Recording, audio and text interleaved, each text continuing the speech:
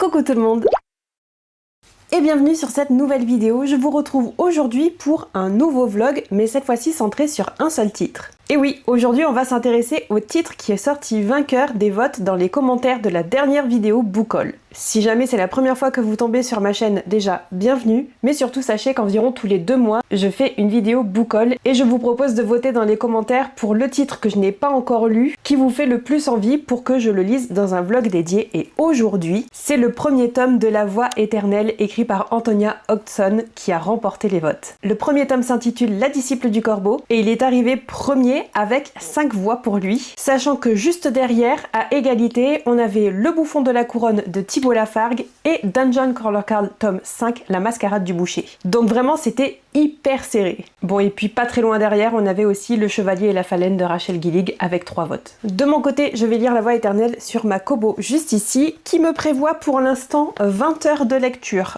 J'ai moins d'une semaine pour le lire, donc on croise les doigts. Je ne peux pas vous dire grand chose de ce roman puisque volontairement je me suis tenue éloignée du résumé depuis qu'il est sorti en français. Je sais juste qu'on va être dans de la fantasy où il va y avoir un côté Dark Academia et que l'autrice casse les codes traditionnels de la fantasy. Je ne sais pas ce que ça veut dire, je veux le savoir, je veux le lire et donc je pense qu'on va le découvrir ensemble dans ce vlog. Pas d'inquiétude, je vous ferai un petit résumé quand j'aurai avancé dans ma lecture, mais pour le moment, j'y vais à l'aveugle.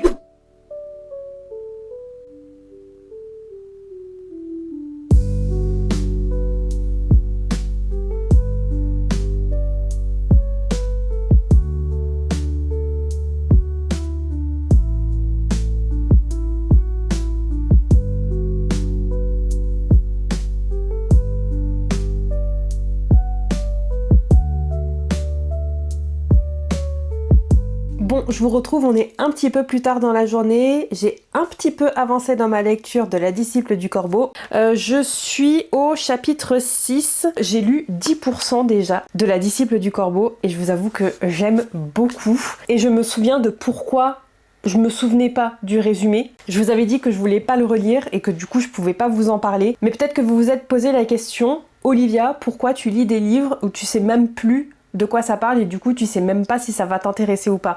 Si je l'ai mis dans ma palle à un moment ou à un autre, c'est que je voulais le lire. Et celui-là, je l'attendais depuis longtemps, parce qu'il a fait un carton quand il est sorti en VO, et la VF a pas trop traîné, on l'a eu quand même assez rapidement. Et je me souvenais que je ne voulais absolument pas lire le résumé en français pour avoir un petit peu le temps d'oublier, si vous voulez, ce que j'ai entendu de ce livre, pour me faire ma propre idée, mon propre avis. Mais maintenant, je me souviens pourquoi je l'ai ajouté à ma palle. Fantasy, petite pointe de Dark Academia, comme je vous disais, mais surtout, on est dans un murder mystery, dans un monde de fantasy. Ah, j'adore ça quand on mélange plusieurs genres de la littérature, et donc là ça va être un petit côté, pas forcément un thriller, mais vraiment résolution d'enquête, résolution de meurtre, dans un monde de fantasy. J'adore. Donc forcément je suis déjà pas mal embarquée, pourtant il s'est pas passé grand chose, hein. On est qu'au chapitre 6. Les premiers chapitres, surtout la première partie, c'était vraiment une introduction puisque ça se passe 8 ans avant les événements principaux. Et c'est vraiment pour poser la base non seulement du monde mais surtout la base de l'intrigue et pour donner un peu de contexte à ce qui va se passer de nos jours. Vous entendez peut-être mais il commence à pleuvoir. Ça fait depuis hier soir que j'attends la pluie, ça fait depuis hier soir que c'est décalé à 2 ou 3 heures plus tard à chaque fois. Il pleut enfin. Je vais pas encore vous donner un résumé de ce roman parce que, comme je viens de vous le dire, je ne suis qu'à 10% et je sais pas encore ce qui est vraiment important et ce qui ne l'est pas trop pour un résumé correct. Donc je vais m'abstenir pour le moment et je reviendrai vous en parler un petit peu plus en détail quand j'aurai bien avancé. Mais vraiment ce que je peux vous dire pour le moment, c'est que ça se lit super vite, c'est tout de suite très prenant. On sent qu'on est dans un monde de fantasy, on sent que il y a un petit world building, il y a un système politique qui est mis en place, il y a des croyances, il y a une religion. Et c'est à la fois hyper intelligent, dépaysant, on sent bien que c'est de la fantaisie, et en même temps c'est super facile à appréhender, à comprendre. Le style d'écriture de l'autrice c'est hyper fluide, ça se passe tout seul. Bref, pour l'instant, c'est un régal. Et je pense que je vais le lire plus vite que les 20 heures que ma Kobo m'avait proposé, puisque là, elle me dit qu'il me reste encore 17 heures de lecture. Je ne crois pas avoir lu 3 heures dans la journée, c'est impossible. Et surtout, si c'est vraiment un bon mélange de fantaisie et de résolution de crime où on mène l'enquête, ça risque de se lire quand même assez vite. Sur ce, je retourne à ma lecture et surtout, je compte bien profiter de cette ambiance pluie-orage avec ma lecture parce que c'est ce que je préfère. C'est l'apocalypse dehors. Ça se voit peut-être pas parce que j'ai l'impression que pour vous ça fait vachement lumineux, mais en vrai il fait super sombre. L'ambiance parfaite pour lire. Oui, je suis en tenue de sport. Non, j'ai pas fait mon sport. On ne juge pas. On ne juge pas. Je viens vous faire un petit update parce que je suis arrivée à 26% de La Disciple du Corbeau et j'aime toujours autant, mais j'y vois un petit peu plus clair pour vous faire un résumé. Déjà, ce qui est intéressant, c'est que sur les 3-4 premiers chapitres, ils font guise de prologue et ça se passe 8 ans auparavant, je crois que je vous l'avais déjà dit. Mais on suit l'histoire depuis le point de vue d'un personnage qui, on le comprend, va être exilé. Et ensuite, quand on rentre dans le vif du sujet, on bascule sur un chapitre où on change de point de vue et on a le point de vue de notre personnage principal qui s'appelle Nima Kra. Puis fin de la partie 1 qui est quand même vraiment très très courte, c'est pour ça que je vous le mentionne. Et on passe 8 ans plus tard au présent et on suit toujours le personnage de Nima Kra qui est devenu entre-temps érudite en chef auprès de l'empereur, donc elle fait partie de ses plus proches conseillers. Le hic, c'est que limite il n'y a que l'empereur qui l'aime bien. Elle n'a pas d'amis, et ce depuis toute petite, et on comprend bien qu'elle se sent extrêmement seule. On la comprend, mais on comprend aussi certains des autres personnages qui ne l'apprécient pas. Et ce que j'aime aussi particulièrement avec ce personnage, c'est que c'est une Miss Je sais tout. J'adore ces personnages-là parce qu'ils se mettent énormément les gens à dos, parce qu'ils ne peuvent pas s'empêcher de dire la vérité, de corriger les gens sur des faits actuels ou des faits historiques. Et ça en fait toujours des personnages extrêmement intéressants et assez isolés socialement parce que très souvent, ils n'ont pas forcément les codes sociaux appropriés. Et c'est un peu aussi le cas de notre Nima. Et il se trouve que c'est elle qui va être chargée de l'enquête autour du meurtre qui a eu lieu. Je vous avoue que le meurtre arrive assez tard quand même. Il est arrivé au chapitre... Alors moi je suis au chapitre 17, je crois qu'il est arrivé à la fin du chapitre 14, autour de 20-21% je dirais, donc assez tard quand même, mais tout ce qui se passe avant est extrêmement intéressant parce que ça donne déjà l'introduction au monde, au world building, à la religion qui a vraiment une place importante, et en fait c'est un peu un système de religion-éducation, c'est pas religion à fond sur les dieux, mais les dieux servent de mentors non physiques si vous voulez, parce qu'on n'a pas du tout la preuve qu'ils existent, mais le peuple va se servir de ces 8 dieux et de ces monastères / académies pour se répartir en différentes castes. Il y a aussi certaines personnes qui sont très très rares qui décident de ne pas choisir et d'être des non-affiliés. Mais autrement, on a quelque chose comme 95% de la population qui, quand ils atteignent l'âge de 16 ans, décident de s'affilier à un monastère, à un dieu en particulier. Ça va dépendre de leur caractère, de leurs ambitions, de leurs préférences, et c'est assez libre. Et donc vous l'avez peut-être compris, mais le corbeau est un de ces dieux, et Nima, qui est donc notre personnage principal, quand elle était plus jeune, elle a intégré l'académie du corbeau. Elle a toujours excellé dans toutes les disciplines, elle est sortie major de promo, et pour tout le reste de son histoire, je vous laisserai le découvrir à la lecture.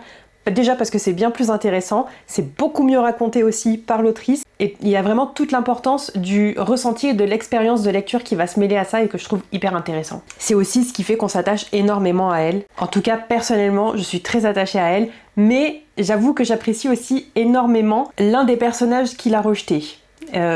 Vous comprendrez quand vous le lirez. Je suis très impatiente de continuer et surtout, je suis très impatiente de voir à quel point les premiers chapitres qui faisaient un peu guise de prologue où on suivait d'autres personnages, comment cette histoire-là va impacter le reste de notre intrigue, parce qu'on sent qu'il y a déjà une importance autour du personnage de Nima.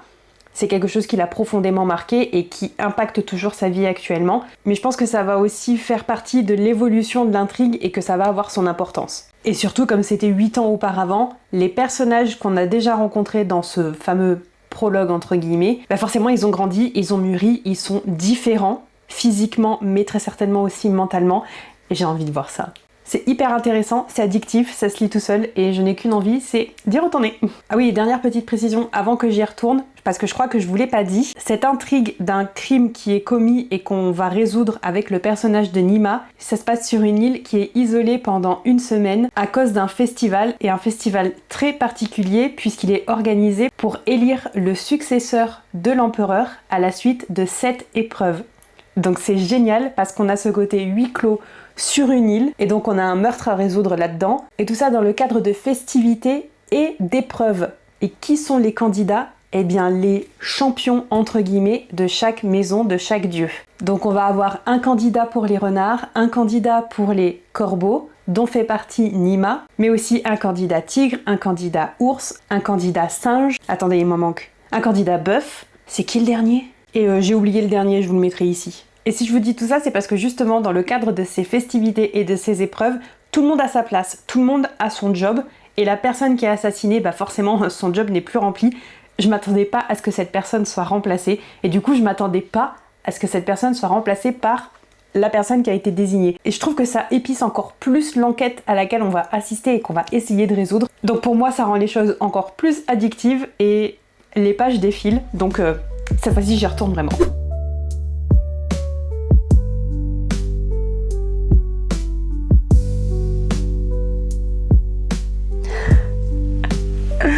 Miss Je sais tout frappe constamment. Constamment.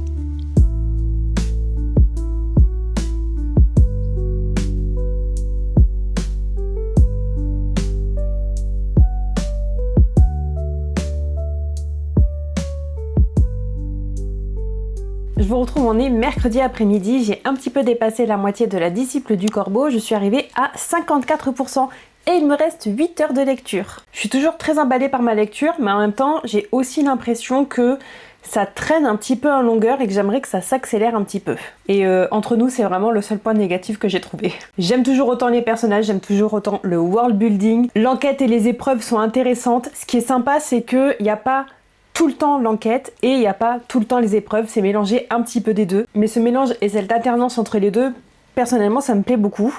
Même si j'avoue que c'est peut-être finalement pour ça que je trouve que c'est un petit peu long.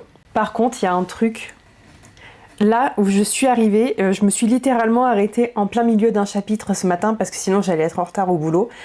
L'enquête sur l'assassinat s'est déroulée assez rapidement et elle a déjà été résolue. En partie, la partie la plus importante a été résolue, mais elle soulève encore plus de questions et de réactions what the fuck de ma part.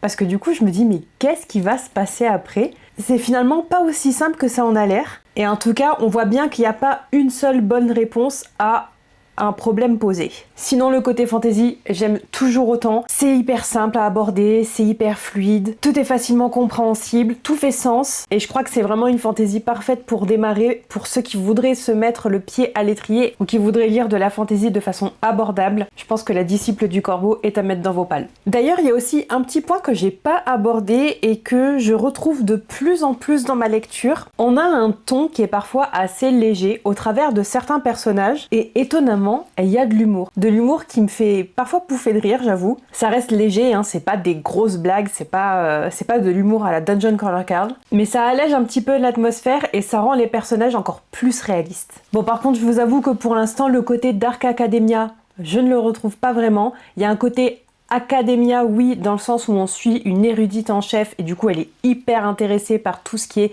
fait historique, recherche, lecture d'ouvrages considérés comme très ennuyant. Donc il y a un côté où vraiment la culture et les études sont valorisées, du moins par le personnage de Nima qui est notre personnage principal, mais un véritable côté Dark Academia, pour le moment, je ne l'ai pas trouvé. Et je vous disais aussi que j'avais pas mal entendu que ce roman cassait les codes de la fantasy traditionnelle.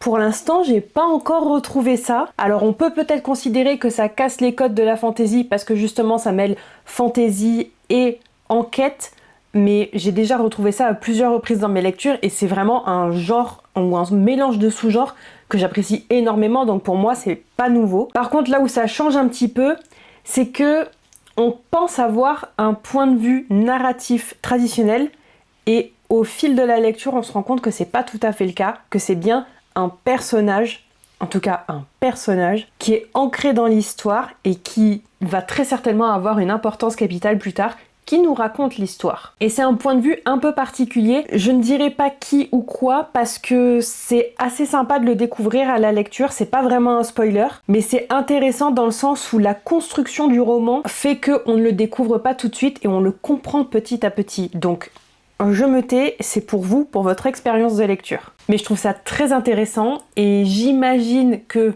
La disciple du corbeau étant le tome 1, il va y avoir d'autres tomes, des tomes suivants, et peut-être qu'on va retrouver ce genre de point de vue avec les tomes suivants. Ça pourrait être très intéressant. Et dernière chose aussi que je voulais préciser, je viens de vous dire qu'il y avait quand même assez souvent, assez régulièrement des touches d'humour, mais il y a aussi des moments brutaux, des moments violents. Il y a aussi pas mal d'injustices, ça se ressent de nos jours au travers du personnage de Nima, mais aussi d'autres personnages, et au travers de l'histoire du royaume d'Orun qu'on découvre au fur et à mesure au travers de certains mythes et légendes qu'on nous raconte. Donc voilà, c'est tout ce que je voulais vous dire avant de reprendre mon chapitre en cours, parce que je sais très bien que là, je vais me relancer dedans. Je vais pas décrocher avant ce soir et avant d'aller dormir. Donc je voulais faire un petit point avant de me lancer dans une session lecture qui risque de durer.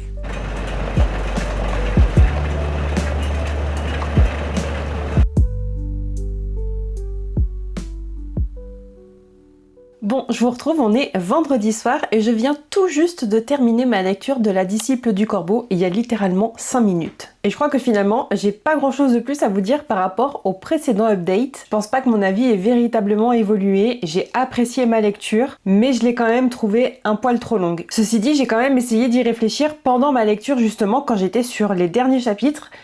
Je ressentais la longueur, je ressentais que c'était long, mais je serais vraiment incapable de vous dire quel passage, quelle partie serait considérée comme superficielle. Parce que finalement, tout ce qu'on nous dit, tout ce qu'on nous rapporte, tout le world building, tout le contexte est important. Et finalement, sous l'excuse du murder mystery qu'on doit résoudre et qui est, comme je vous le disais, résolu assez rapidement, on va quand même affronter des dangers au sens beaucoup plus large et aux conséquences bien plus importantes. Donc oui, ça reste quand même une fantasy avec un côté murder mystery, mais sur la première partie. Et en réalité, on est quand même sur une fantasy qui me correspond encore plus, même si je ne le savais pas, à savoir complot, secret de cour, etc., etc. Concernant le world building, je vais pas revenir dessus, c'est toujours aussi simple, aussi fluide, aussi facile à comprendre et vraiment idéal si vous voulez découvrir la fantasy. On retrouve toujours aussi un petit côté absurde avec l'humour, certains personnages, certaines situations. Je crois que ça m'a légèrement dérangé quand même, où j'ai trouvé que c'était peut-être un poil trop à certains moments, mais entre nous c'est pas si dérangeant que ça. Et enfin je veux le mentionner parce que je pense que c'est important, il y a une grosse thématique autour de l'injustice et autour de la violence du rejet. C'est vraiment des caractéristiques qu'on va retrouver autour des histoires de certains personnages, autour de leur expérience de vie, de certains contes, mythes et légendes qui ont leur importance, et c'est quelque chose qui m'a profondément touchée,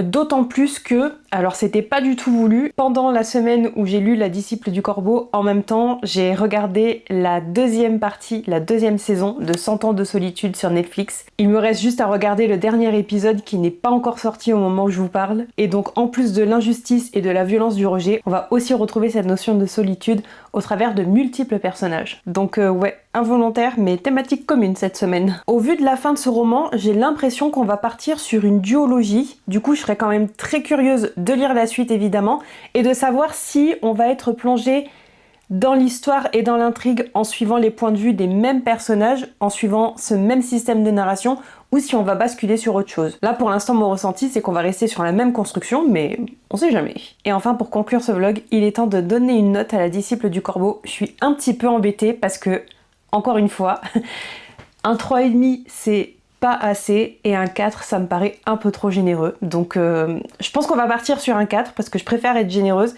mais je sais pas, mon ressenti au fond de moi c'est pas tout à fait un 4 étoiles, alors qu'il n'y a rien que j'ai profondément détesté dans cette lecture, c'est juste un ressenti. Donc oui, j'avoue que mon cœur balance. Pour l'instant, je pense que je vais rester sur un 4 étoiles, et ce qui est sûr c'est que je lirai la deuxième partie quand elle sortira. Quand ? Je ne sais pas, mais je la lirai. Comme d'habitude, n'hésitez pas à me dire dans les commentaires ce que vous avez pensé de ce vlog lecture. Si vous avez déjà lu La Disciple du Corbeau, évidemment, n'hésitez pas à dire ce que vous en avez pensé dans les commentaires. Et si vous êtes arrivé jusqu'à la fin de cette vidéo, laissez-moi un cœur violet, puisque c'est l'une des couleurs du corbeau. Quant à nous, on se retrouve très bientôt dans une prochaine vidéo. N'oubliez pas, comme on arrive à la fin du mois d'août, exceptionnellement, ce n'est pas une vidéo samedi prochain qui sortira, mais dimanche prochain, avec le nouvel épisode du podcast Olivia aux frontières de l'imaginaire, avec ma copine Liv. Et moi, je vous dis bye bye!